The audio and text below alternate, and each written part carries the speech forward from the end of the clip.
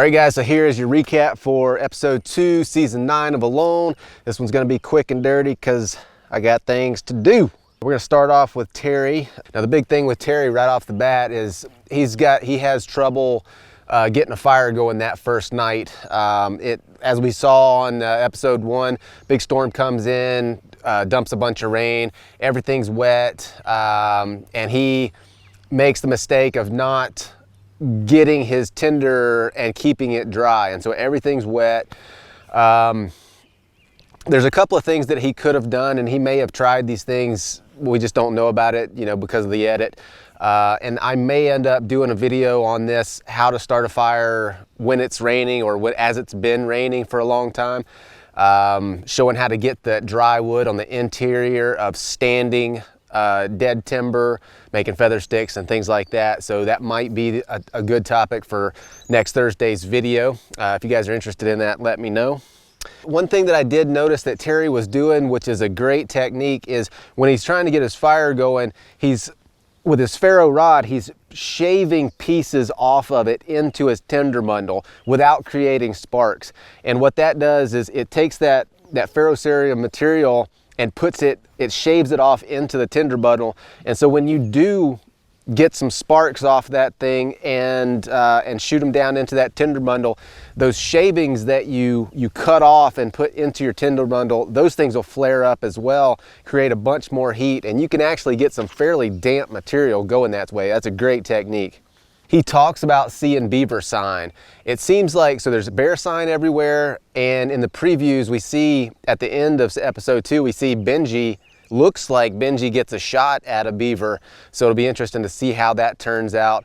But beaver are, I mean, as far as a survival resource goes, they're not too difficult to catch. They can get very, very big, and they're very fatty. And the meat actually tastes very good as well. So that's a great resource. If Terry's seeing beaver sign, he can figure out a good way or effective way to catch one. So the next morning, Terry does get a fire going, and that's a good lesson learned. I think it's a safe bet to say that he's gonna have some dry tinder on him from here on out. Now the next thing we see of Terry is we see the fly rod that he makes. And I missed it in the first episode, but apparently on this season, they're limited to either a fly fishing or a dip net, which is kind of a strange combination to me. I'm not sure why they'd be able to use a dip net and not a casting rod and reel. But I don't know, maybe that's something that production put on them, or maybe that's just the local regs. But like I said, it just seems like a weird combo. Anyway, Terry makes a fly rod with an actual reel on it, ends up catching a really nice brook trout, and I assume he's fishing with a streamer, because you can see when he casts his line out there, you can see him stripping. And so a streamer, those little flies like that that we see Tom make later on, those are made to imitate minnows. And so when you cast it out there, you're stripping, it causes that fly to dart through the water. And that's a very effective technique for those big brook trout. All right, so we're gonna move on to Tom. So Tom ends up getting a squirrel with his bow, and he talks about getting the pieces and parts that he's not fond of out of the way, and that's the brain and the eyeballs. And I'm gonna tell you, if he stays out there long enough, he will be fond of those parts. They're actually pretty doggone good, and the brain is full of fat. There's fat around the back of the eyes, and man, I tell you, if you get hungry enough, that stuff is damn good. So one thing that Tom does that I thought was very, very clever, and I've never seen this before, but he actually dyes his hair different colors so that he can use that for making flies. But we see Tom make some streamers again to mimic those little minnows that are darting around, and he ends up catching a few fish on that. So good for Tom. All right, so we're gonna move on to Adam, and right off the bat, Adam says that his strategy, flat out, is to build a good shelter and shoot a black bear. That's a good plan A, but you really need to have a plan B, because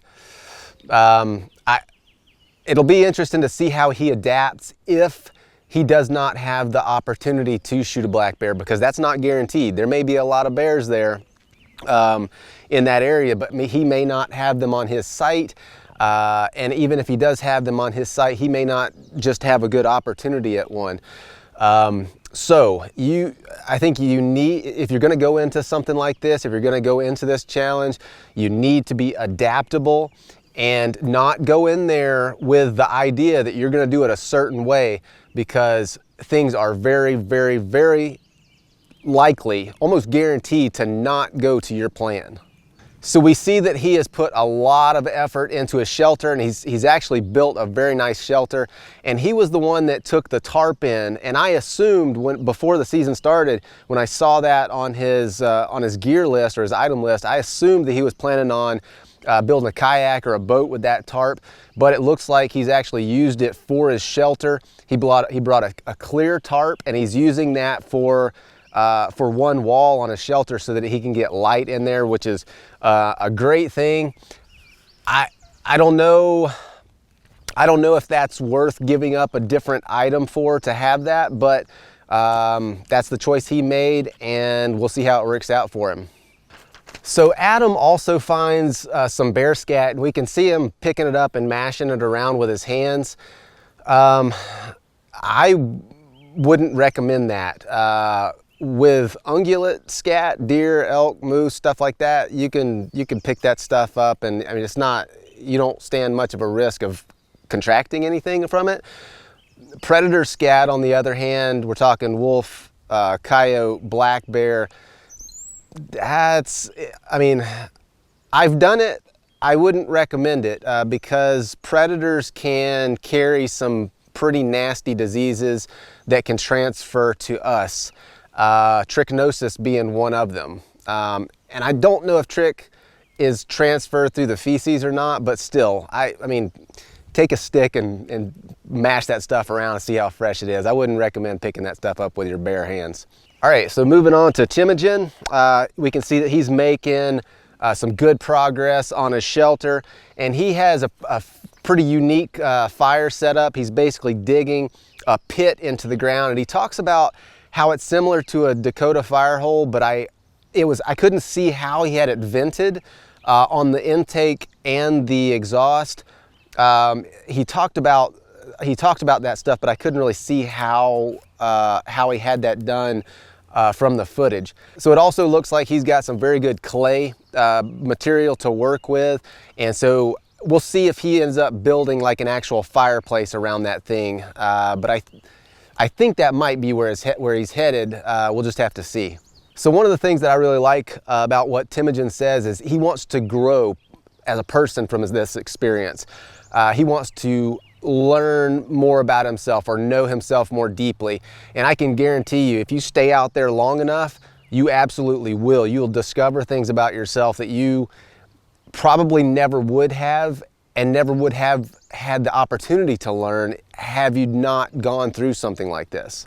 All right, so let's move on to Jacques. You can see right off the bat, he catches a really nice brookie. One thing that I noticed about how he cooked this thing is he put it on a stick, and it looked like he was roasting it over the fire, which as that fish cooks, some of the fat's gonna drip out and you're gonna lose some calories that way. But then later on, we see him eating it out of his pot. So I don't know if he was just charring the skin and then threw it in the pot to finish stewing it, or what the deal was there. But in a long-term survival situation like this, where every calorie counts, that's the cooking method that I would recommend, is to put this thing in the pot so you can drink all the broth. You're not losing any of those calories. And then, of course, we can see that he's already thinking about home, and then he ends up shooting a squirrel, and he's conflicted about causing harm to this squirrel and whether or not he really wants to be doing that, and then ultimately ends up pressing the button and going home. So one unique thing about this experience is that it does give you the time, the unbounded space and time to look inward and examine who you are as a person. And sometimes you come to realizations that you might not have when you're distracted by all of the things that we have to deal with in our modern lives. And that's other people, that's social media, or whatever, you know, our jobs that distracts us from that deep introspection. And so when Jacques is removed from all of that and has that time to look inward, he starts having these conflicts that may or may not have been there, you know, for years. And then he also comes to a deeper appreciation for what he has at home, his small family, as he says, that he's got started. And so he finds out that that's what is most important to him. I would like to have seen him stay longer because the longer that you're out there, I think everyone comes to those conclusions, those same conclusions, as far as a deeper appreciation for their family and friends. But the longer you stay out there, the deeper and deeper that gets. And so I wish Jacques the best. Now, that's gonna pretty much wrap it up. I did have one question on Instagram that I wanna address real quick, and I apologize, I can't remember who submitted this, but they were curious about the Pelican case that we saw in the background. I think it was on one of Tom's scenes. So that Pelican case that's all your camera gear. That's got multiple cameras, GoPros, batteries, I mean, all the camera stuff is in that box. And then he asked how many arrows you get because one of the participants lost a couple of arrows on this one. I can't remember who that was. You start with 9 arrows, and so when you lose one, you really you look for it. I lost 1 arrow while I was out there, and I looked for that thing for a month. I shot at a grouse up in a tree, and I think that it just never came down. I think it landed in the top of a tree and just never came down.